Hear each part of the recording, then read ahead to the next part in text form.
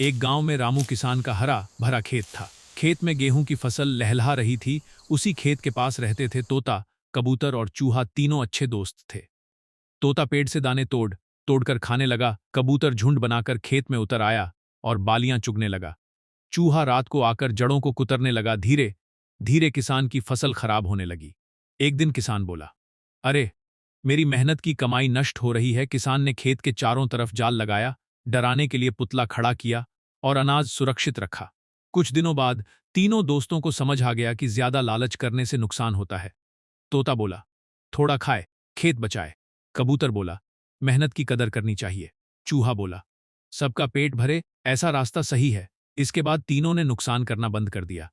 किसान की फसल बच गई। एक गांव में रामू किसान का हरा भरा खेत था। खेत में गेहूं की फसल लहलहा रही थी। उसी खेत के पास रहते थे तोता, कबूतर और चूहा, तीनों अच्छे दोस्त थे। तोता पेड़ से दाने तोड़कर खाने लगा। कबूतर झुंड बनाकर खेत में उतर आया और बालियां चुगने लगा। चूहा रात को आकर जड़ों को कुतरने लगा। धीरे धीरे किसान की फसल खराब होने लगी। एक दिन किसान बोला, अरे, मेरी मेहनत की कमाई नष्ट हो रही है। किसान ने खेत के चारों तरफ जाल लगाया, डराने के लिए पुतला खड़ा किया और अनाज सुरक्षित रखा। कुछ दिनों बाद तीनों दोस्तों को समझ आ गया कि ज्यादा लालच करने से नुकसान होता है। तोता बोला, थोड़ा खाए, खेत बचाए। कबूतर बोला, मेहनत की कदर करनी चाहिए। चूहा बोला, सबका पेट भरे, ऐसा रास्ता सही है। इसके बाद तीनों ने नुकसान करना बंद कर दिया। किसान की फसल बच गई।